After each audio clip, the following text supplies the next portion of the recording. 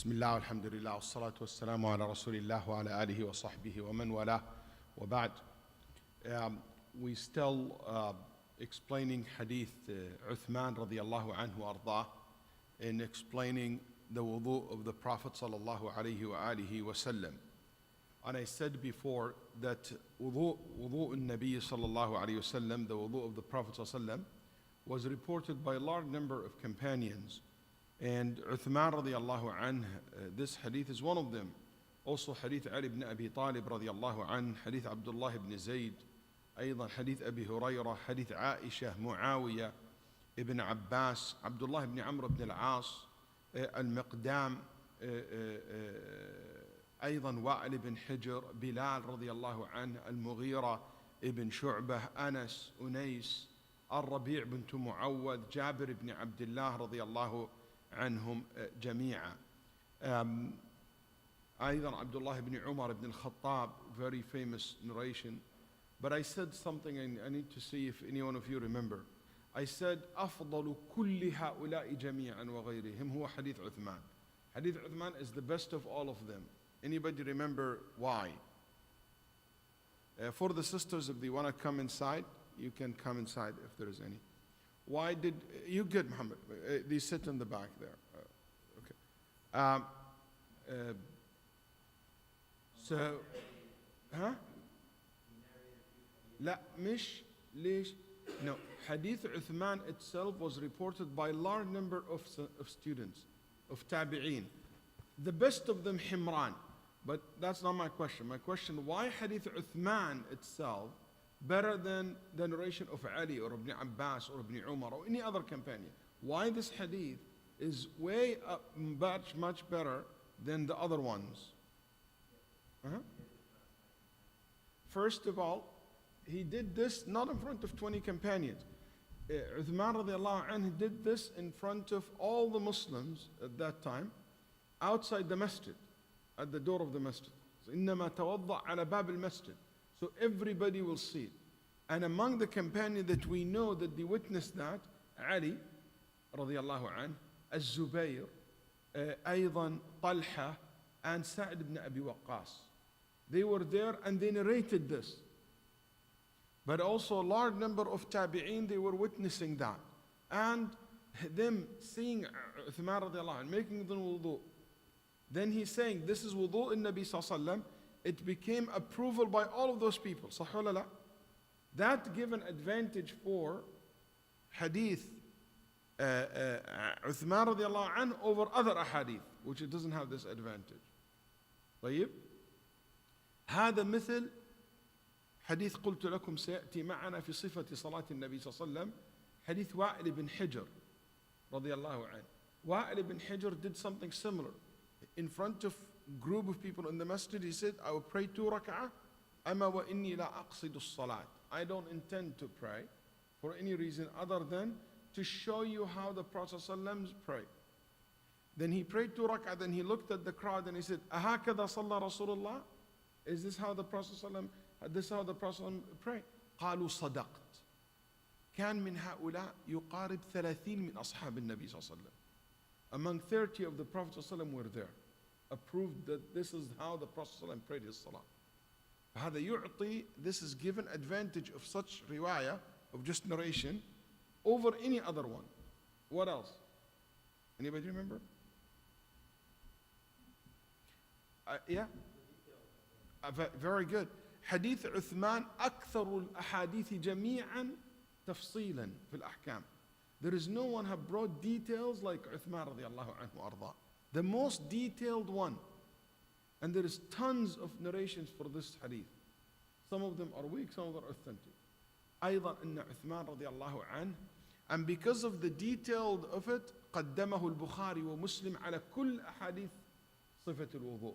And because of this, al-Bukhari wa Muslim رحمهم الله have taken this hadith over other ahadith. أيضا لأنه أفقه هؤلاء جميعا. The most faqih, the most knowledgeable among all the other companions radiallahu anhum wa ardah. Last week we talked about the ruling of washing the hand in the beginning of the wudu. غسل فغسل كفيه 3 مرات. And we said that الفقهاء رحمهم الله agreed أن غسل اليدين في أول الوضوء سنة وليس بواجب. The fuqaha, the Muslim jurists agreed that washing the hands before you start your wudu is sunnah. Yani whenever you start your wudu, you wash your hand, that's right, that's the first thing. The washing that hand is sunnah, it's not wajib, it's not must. So if somebody skipped that, okay, his wudu is absolutely correct. Almost every scholar would agree on that. Then he said, then تمضمض واستنشق واستنثر. Basically, it says that Uthman radiallahu anhu, after he washed his hand, he what? تمضمض واستنشق واستنثر, which it means that the Prophet sallallahu Uthman radiallahu anhu, and he describing how the Prophet sallallahu alaihi wasallam did, rinsed his mouth and sniffed water in his nose and then blow it out. So he تمضمض, يعني rinse his mouth. المضمضة, basically when you put the water inside your mouth and you move it. That's a tamadmud, okay?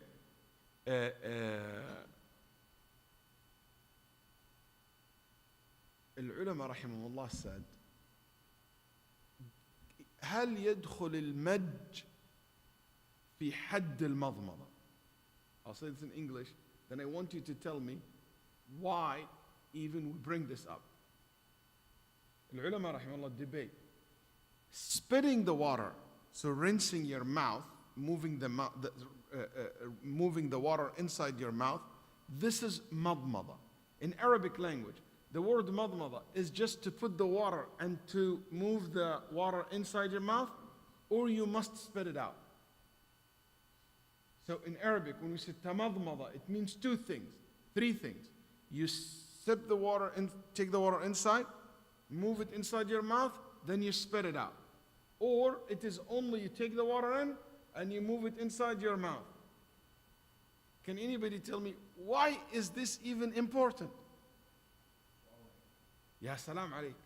He said, what if he put the water and he swallowed the water? Did he do the madmada or not? You see, that's where the debate comes. And it's sahih, if the madmada, it is only taking the water in and basically move it inside your mouth. Basically rinsing the water. So if you swallow it, you have done the wajib. But al-afdal, al-fuqaha rahimahullah said the best way is to spit it out and not to swallow it. Al-akmal an yamujjahu. Then he said, sniff the water. Al-istinshaq, جذب الماء بالنفس إلى داخل الأنف. That you sniff it inside your nose. And al-istinthar is to blow it out. So there's 2 words here. Okay? And you blow it out when you breathe. There is one narration said, تمضمض واستنثر. One of the narrations said, he rinsed his mouth and he blow his nose. Do you see any contradiction? No, because he's not going to blow his nose unless he will, what? Sniff the water in. So they يسمونها في الرواية اختصار. This is a very common because the hadith is reported by meaning, so they want to make it short. Instead of telling you, he sniffed the water in, then he blow it out. He just said blow it out because he obviously understood that he put the water in before that. Okay? Is rinsing your mouth and blowing your nose, okay, must or just sunnah? Is it wajib or sunnah? And I want to say also sniffing the water inside.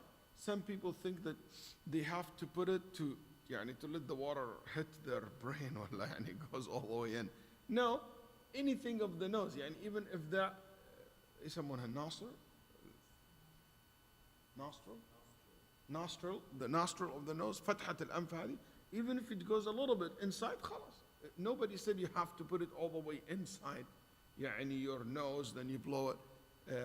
And maybe you cause yourself a lot of problem with sinus infections and stuff, or issues. So no need for going extreme also in this area.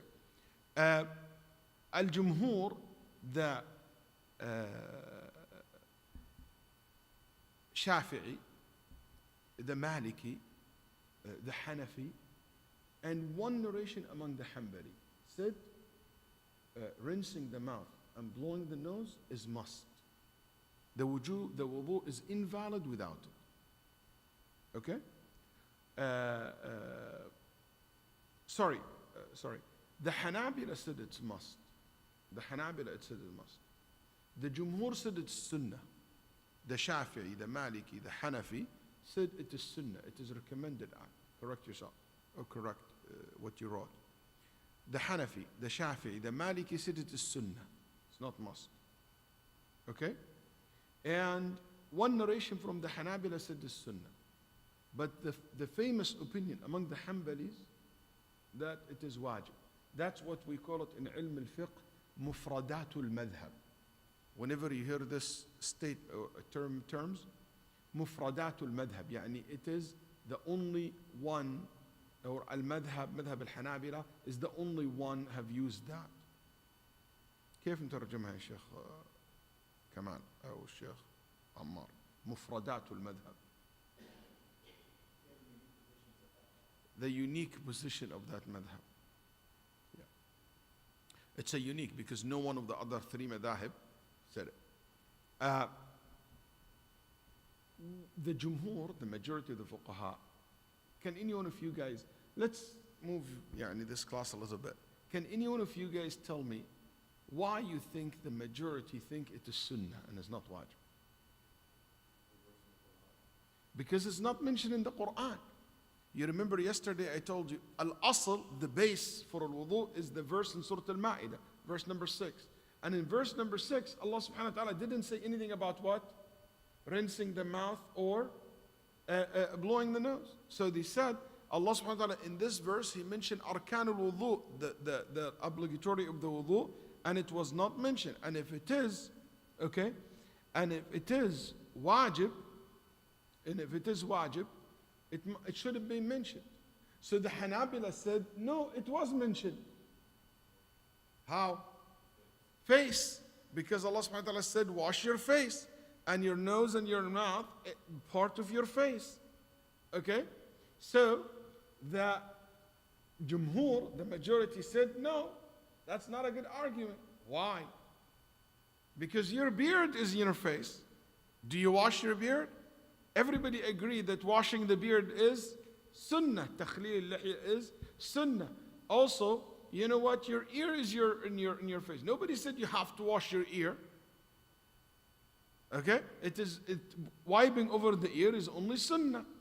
It's not wajib. The eyes is in the face. Nobody said you have to open your eyes and to put water inside it to wash it. So when Allah subhanahu wa ta'ala said the face, it doesn't mean that everything in the face must be washed. And that will include the mouth and the nose. So he said the mouth and nose should take the same rule of the eyes and the ear. We don't wash them. You follow? See how the argument going back? ولذلك قال الإمام الشافعي رحمه الله ولم أعلم المضمضة والاستنشاق على المتوضئ ولم أعلم اختلافا في أن المتوضئ لو تركها عامدا أو ناسيا وصلى لم يعد.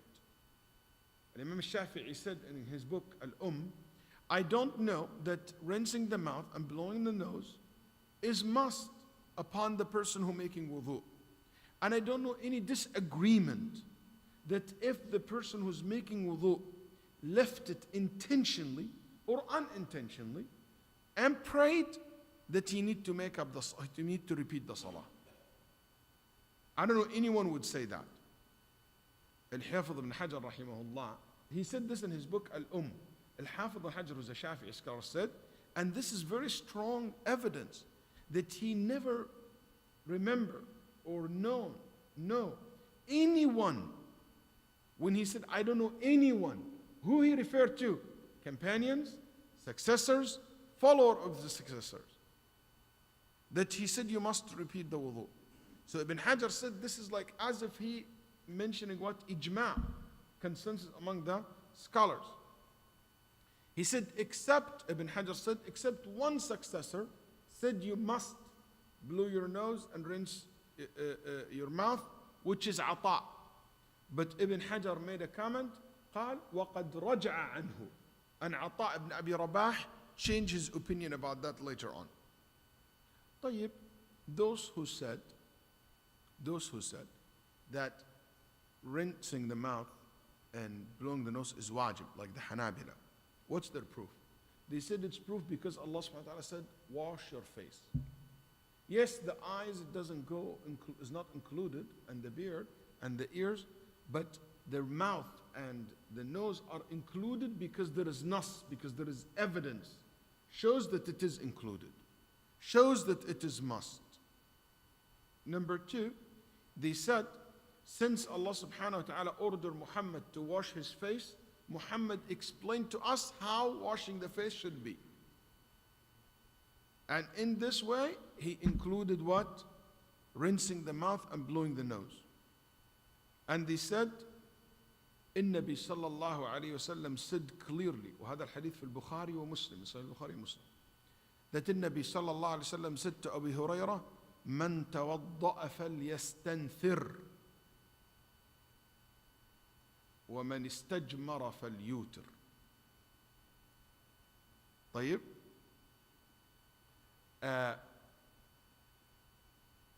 So النبي صلى الله عليه وآله وسلم said here, if you make wudu, you must make istinthar, which is blowing your nose. So that means you rinse, you basically, you put the water in, then you blow it. Then he said, وَمَنْ اسْتَجْمَرَ فَلْيُوتِرْ. If you're going to, istijmar is to clean yourself after urine or filth with something solid, like tissue papers now, or in the old days they use leaf. And he said you have to do it 3 times. And the Hanabila believe that it is 3. طيب. He said, يعني العلماء رحمه الله, like Ibn Jarir al-Tabari, he said that this hadith, it doesn't mean it's must, but it is recommended. Okay? He said, لأن الإجماع قام عليه. الإجماع, the majority of the fuqaha, الإجماع that was mentioned by the Shafi'i goes against it. I would say that that the person should try his best not to miss the rinsing and the blowing the nose. And my heart goes towards the Hanabila, not because I'm Hanbali only, but because this opinion, من حيث الأصل والتأصيل أقوى, from the principal point of view, it is stronger. Why? Because the Nabi sallallahu alaihi wasallam gave an order, and in multiple occasions, not only this hadith, in multiple narrations, that the Nabi sallallahu alaihi wasallam ordered. And we're going to talk more about al-istinshaq later on. There is a special hadith about it, and al-istinthar. So try your best is to basically blow your nose and rinse your mouth. Like, what does this agreement benefit us from? Benefit us also that we don't need to be so picky on each other's and nubtal. We basically invalidate the wudu of each other's. There is a big khilaf between the fuqaha rahimahumullah in this regard. Then Uthman, it was said, ثُمَّ غَسَلَ وَجْهَهُ ثَلَاثَ مَرَّاتٍ. Then he washed his face 3 times. No doubt washing the face is one of the furud, one of the obligations in the wudu, and no wudu will be valid without it. وَهُوَ فِي آيَةِ al-Ma'idah. What is al-wajh? What's the word al-wajh means? Al-wajh comes from the word wajaha. What's wajaha? Face. Even English, face, when they say, I face you. So the face is the something الذي تواجه به الناس, that you face people with it. Okay? Type question. This part. You see this part? Is this a name for it in English? Underneath your lower jaw. Doctor. What do you guys call this? Not the jaw. You know that area? فهمت قصدي يا محمد? Okay. Waleed, this part here. Is that part of your face? Do you face people with this? No. So it wouldn't be part of your face. The face is what you face people with. Okay? Exactly. Face is not, ear is not part of your face. Absolutely. The ear is not part of your face. So, face in Arabic language, لما تقول وجه هو من منابت الشعر, from the forehead. MashaAllah, some people have 5. But normal people have 4. Yeah. So, anyway, the forehead here. So, the forehead from where the hair starts. It doesn't matter if you have, mashallah, here, nothing. We don't go up. It is from where normally the hair starts. So from the top of your forehead, all the way ila dhaqn, to that bone here in your lower jaw, which is your beard in here. Chin. So from that bone to here, to where the hair starts. وَمِنَ الْأُذُنِ إِلَى الْأُذُنِ, and from here to here. Where's also the top of your jaw, where your ear is located on the top, that's where your face, that's the face. And that's فائدة لكم. We studied inshallah كتب الله لنا عمر. إذا قال لك ما هو حد اللحية هو الشعر النابت في الوجه. It is the hair that grow in the face. That's why some people tell me sometimes, well, Shaykh Waleed, why did you trim your beard? Why did you do your beard? Actually, when you see sometimes my beard is very light, is when I shave this part or cut this part. And this part, if I take it out, my beard became very light. But originally, this is not part of al-lihya. It's not part of the wajh. You see what I'm saying? Anyway, basically, al-ulama rahimahullah, almost Abu Waleed agreed that ear is not part of the face. I don't know anyone from the scholars of Arabic language or the fuqaha would include the ear in the face. The ear should be wiped, but has nothing to do with the order in the Quran, wipe the face. That's why al-fuqaha agreed that the ear is sunnah. If it's part of the face, it will be wajib, it will be must. When Allah said wash your face, if it's part of it, it will be must. But it never ever, all the fuqaha, all the Muslim jurists, almost everyone, agreed that it's only sunnah because it's separate, it's not part of your face. And the sunnah is to wash your face with both hands, not one hand. Okay? That's why in the hadith ibn Abbas في al-Bukhari, فَغَسَلَ بِهِمَا وَجْهَهُ, the Prophet ﷺ took the water with both hands and washed his face, sallallahu alayhi wa sallam. And anyone who has a beard, okay, who has a beard, that it cover part of his face, that part that is covered by the beard, you don't need to wash it. You only wipe over it. يعني إبراهيم مثلا, Shaykh Ibrahim هنا, Abu Abdurrahman, his beard cover this part.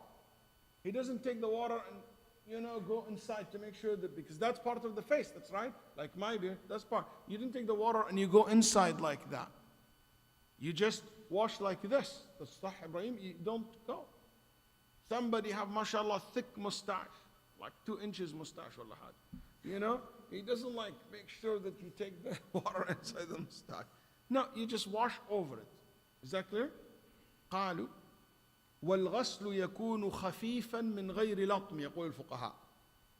Because كان ابن عمر يسن الماء على وجهه سنا وإبراهيم النخعي كان يقول كانوا يمسحون وجوههم قليلا قليلا. طيب.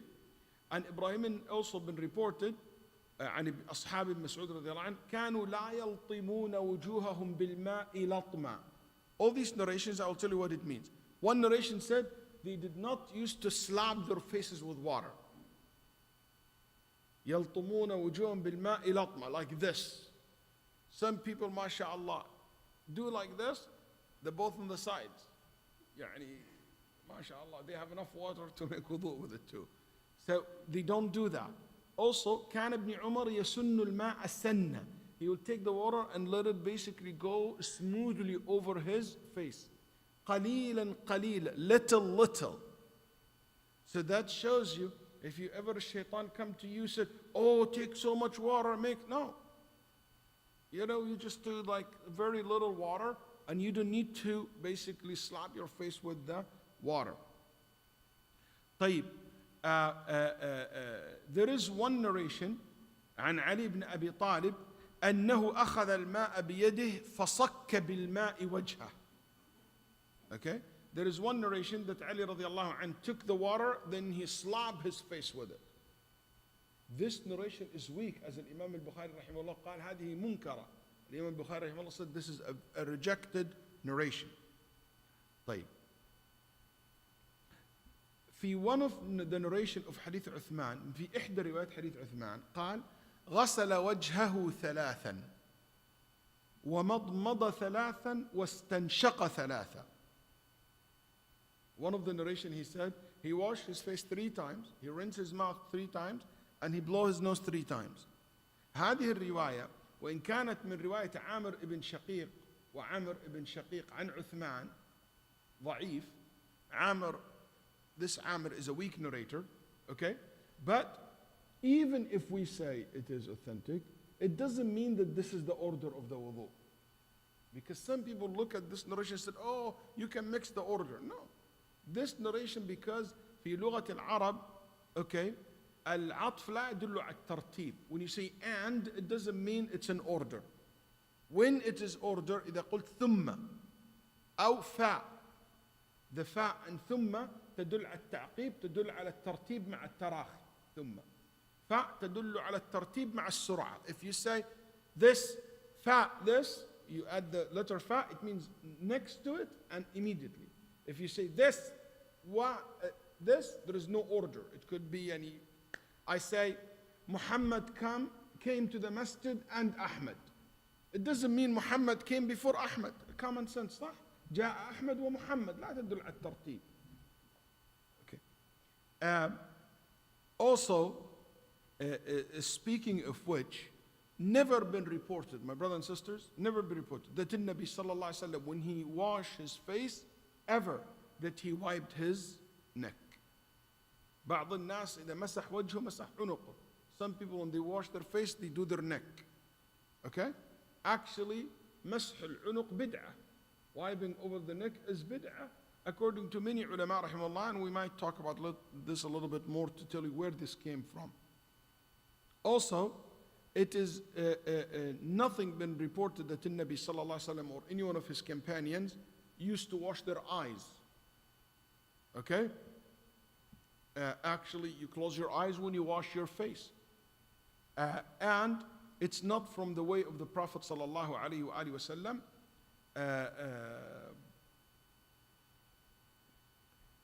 No one from the companion did it except Abdullah ibn Umar. كما قال عبد الله ibn Amr al-Ya'muri رحمه الله قال لم أجد أحدا من أصحاب النبي صلى الله عليه وسلم يدخل الماء في عينيه إلا ابن عمر.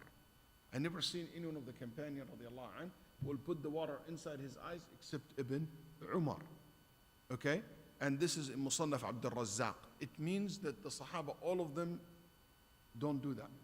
بل عندي أعظم من هذا. I have something even better than this. وهو ما رواه عبد الرزاق في مصنفه من رواية نافع عن ابن عمر أنه كان يصنع ذلك في الجنابة فقط. That Ibn Umar used to do this only in janaba, not in wudu. يعني he only put the water inside his eyes only when he prayed, when he make ghusl al-janaba. Okay? And there is nothing at all from the sunnah of the Prophet ﷺ to support such things. And Ibn Umar radiallahu anhu كان له تشديدات. Ibn Umar, he a little bit strict in certain things. Like when Ibn Umar heard that the Prophet ﷺ said, وَيْلٌ لِلْأَعْقَابِ مِنَ النَّارِ. You know, the back of your feet, your ankle here. And Nabi ﷺ said, watch out from the fire, that it will burn this part. Al-ulama rahimahullah said, it will burn while you are walking in a sirat, or it will burn you in the grave. Different interpretation. Yani this is Allah will burn it for you. In the hadith fi sahihayn, min hadith Abdullah ibn Amr ibn al-As. Okay? It will be burned. Why? Because the Nabi sallallahu alayhi wa sallam found the companion where Abdullah ibn Amr said they were tired and it was Asr prayer. so they made wudu, فتخففوا في الوضوء. They made it so short and did not wash their feet. فنادى النبي صلى الله عليه وسلم بأعلى صوته مرتين أو ثلاثة. He called with a very loud voice 2 times or 3. ويل للأعقاب من النار. ويل للأعقاب من النار. Watch the back of your ankles from the hellfire. Watch the hellfire for your ankles, or the back of your ankle. وفي رواية قال في مسند الإمام أحمد فيما أظن قال ويل للأعقاب وبطون الأقدام من النار. Be careful for the back of your ankle and the bottom of your feet. بطون الأقدام, the bottom of your feet from the fire. Why? Because they didn't wash it completely. So here we say that Ibn Umar, when he heard that, كان يغسل قدمه 7 مرات. After this, Ibn Umar used to wash his feet 7 times just to make sure what? He is good. لكن هذا غلط. This is wrong. This is not how the Sahaba رضي الله عنهم and النبي صلى الله عليه وسلم did. So he has some تشديدات. لذلك يقولون العلماء احذروا 3 من 3. Be aware of 3 from 3. تشديدات ابن عمر ورخص ابن عباس وشذوذات ابن مسعود. You be aware of 3 things. Ibn Umar has a lot of strict opinions. Ibn Abbas has a very opinions that is very loose and kind of rukhas and breaks and things of that nature. And Ibn Mas'ud has opinions which is very odd, very strange. So whenever you feel one of these 3 have one of these like out of the mainstream, be careful from it. And I'm saying this is with all the respect that we have for all the companions. But even among the companion, it's known that there is a mainstream opinions and things in the fringe. And this didn't make them less or anything. But they've been ordered to stick to what the majority is doing. And that's applied in their time, in our time, in every time. It will be. There is a hadith about washing your eyes with water, washing your eyes during wudu. But this hadith, as Imam Abu Hatim rahimahullah said, hadith munkar, batil, rejected hadith, wrong, and very weak. أشربوا أعينكم الماء. The hadith is أشربوا أعينكم الماء. يعني water your eyes with water. Does that make any sense? Water your eyes with water. يعني أشربوا يعني from يعني drinking. So it means يعني put water inside your eyes or something like that. Then عثمان رضي الله عنه غسل يديه اليمنى إلى المرفق 3 مرات. Then he washed his hand, okay, his hand all the way to his elbow 3 times. Then the left like that. غسل اليدين يكون بالكفين والذراعين. So when you see hand here, it means your palm from your toe, from your fingers, all the way to your elbow. The elbow included and the hand is included. So if someone take the water and only wash this part from the wrist to the elbow, is not what? Sufficient. Because this part must be washed. Anybody knows what wrist means in Arabic language? ايش يسمى هذا؟ رسل. Very good.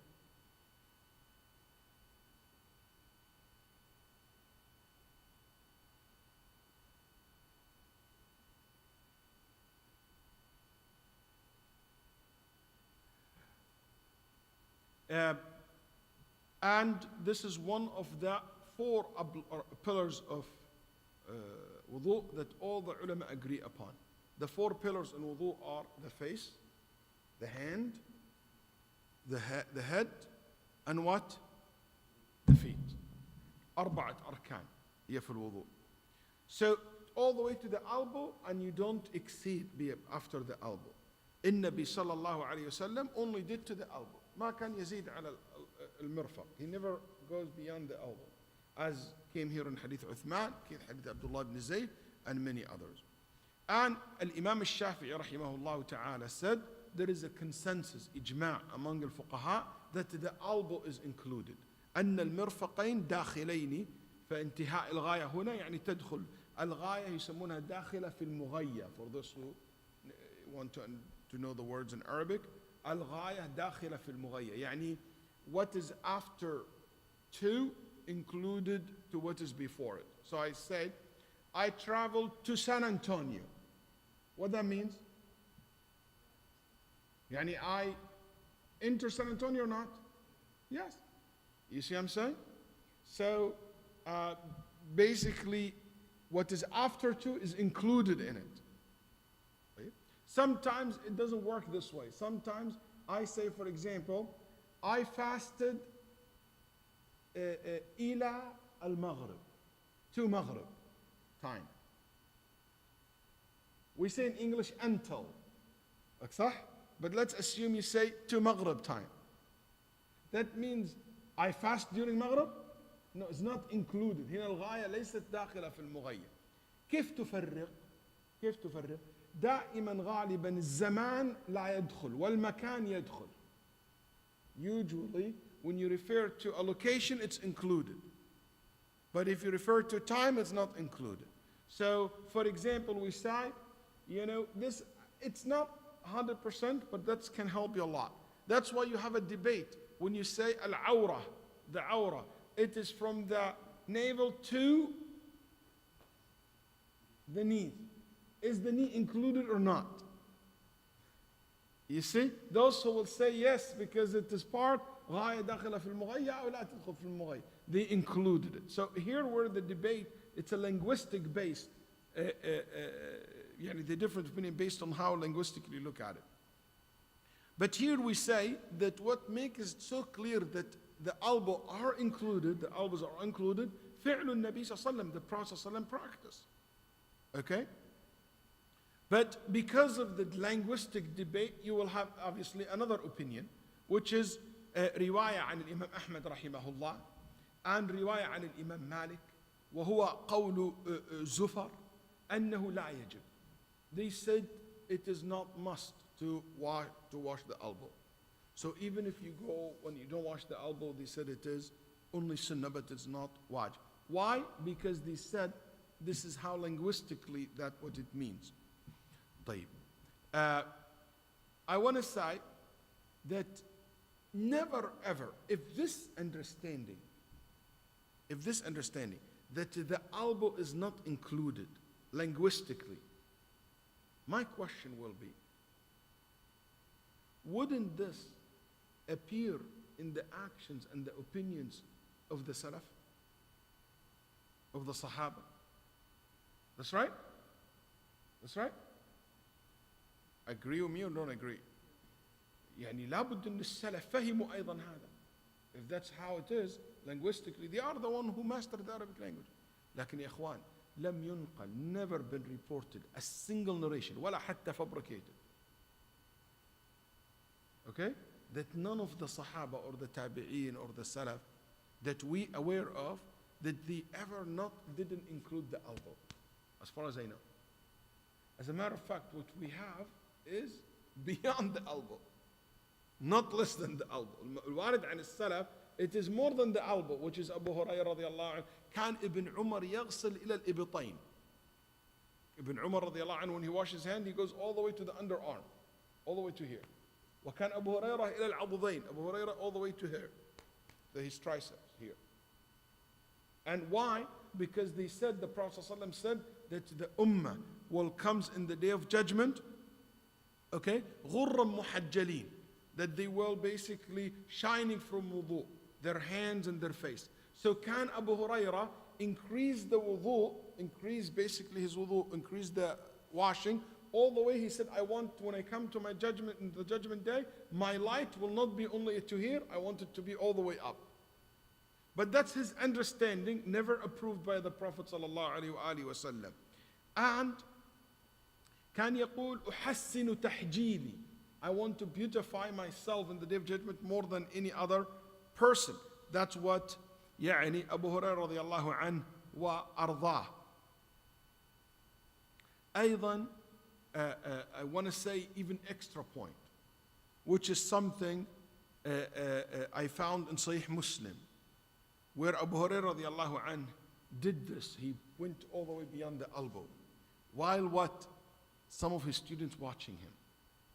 طبعا هو ينقل عنه العلم, يعني they report the knowledge from him. Listen to what he said. قال لو علمت أنكم هاهنا, if I know that you are watching me, ما توضأت هذا الوضوء.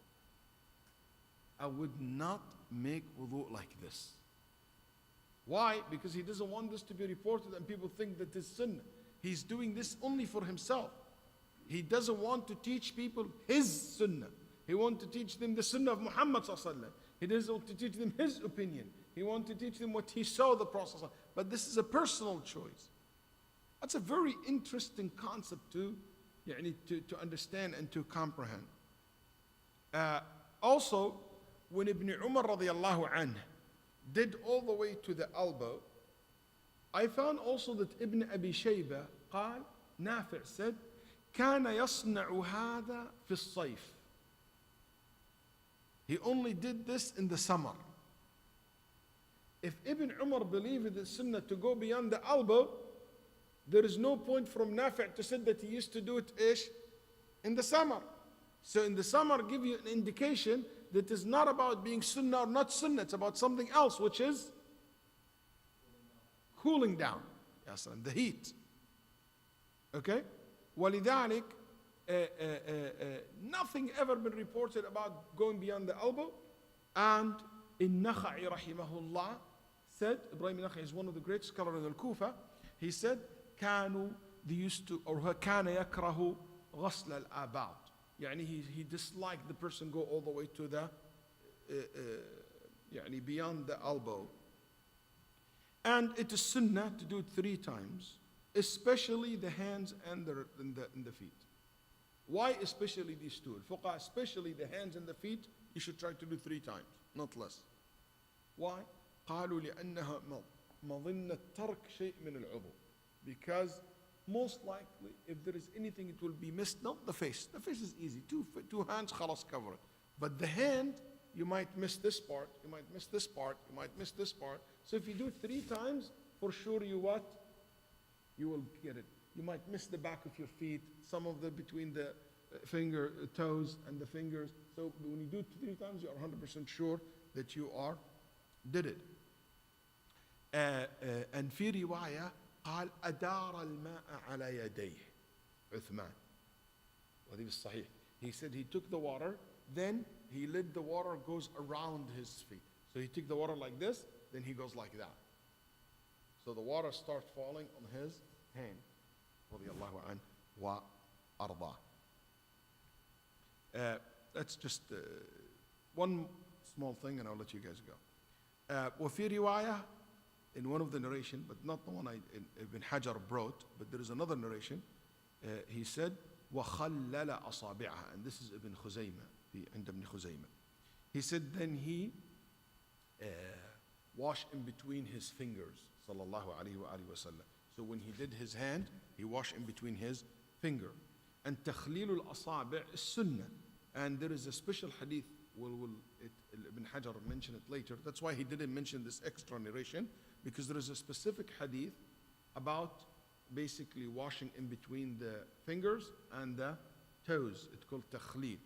وهو حديث لقيت ابن صبرة والمستورد ابن شداد, also Ibn Abbas, Wa'il ibn Hijr, all of them talked about basically washing between the fingers.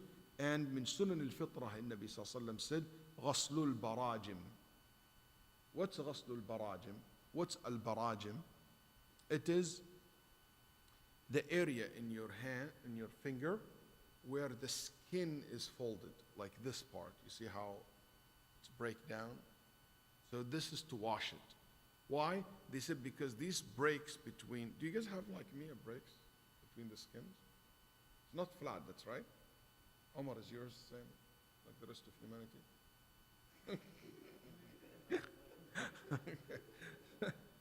Okay. Everybody's like that, that's right? Even sisters? I never checked my wife's fingers. Okay. Okay. So this part basically, you have this skin is basically breakdown, that's right? Nabi Sallallahu Alaihi Wasallam said to clean it. Why? Because they said in between these skins, maybe dusts, sweat, things like that. So cleaning it will be min kamal al-tanzif, from beautifying yourself and cleaning yourself perfectly. ليش? Why?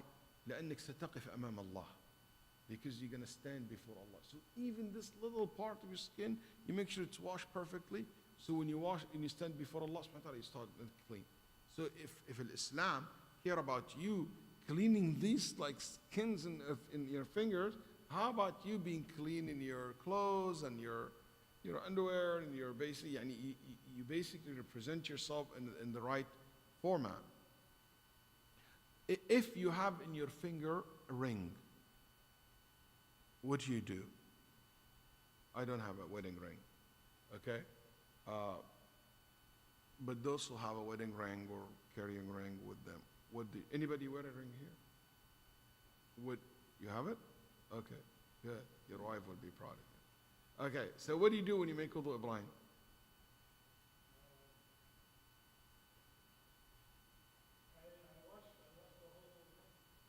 Okay. There is a narration, hadith, كان إذا, and this narrations reported by Ibn Majah wa Tabarani. He said, كان إذا, when he makes wudu, he will move the ring. He will move the ring, so the water will go underneath of it. Okay? لكن هذا الحديث في إسناده علة. It's معلول. There is a problem in it. Okay? But العمل عليه. This is the practice of the early generation, that they will move the fingers. طيب, today, the ring. What did I say? Oh, move the finger. No, sorry. They move the ring, which is in the finger. Who used to do that? Ali, radiallahu anh. Umar ibn al-Khattab. Abdullah ibn Umar. Abdullah ibn Amr ibn al-As. Been reported Urwah ibn al-Zubayr. Umar ibn Abdul Aziz. Okay? So, many, I can go in a many list, been mentioned by Abdul Razzaq wa Ibn Abi Shaybah fil Musannaf and al-Bayhaqi and others, that's what they used to do. But in our modern days, what if I don't wear ring? Like me, I don't wear ring, but I wear what? Watch. So in this case, you move the watch to make sure that it is moved. اللي مريحين نفسهم دول اللي بدون خاتم بدون ساعة بدون شيء. Those like free, no ring, بالضبط. No ring, nothing, no watch. They are free. But if you have one, you move it. طيب, you might say, Shaykh Waleed, I heard that Salim ibn Abdullah, the great Imam, had a ring and he never moved it when he washed himself in wudu. And I can bring you few narration like this. قلنا, we say, تحمل على أن الخاتم كان واسعا في يده. When the ring is loose and big, that's why he didn't move it, because the water will go through it. But if it's tight, no, that's where you need basically, you need to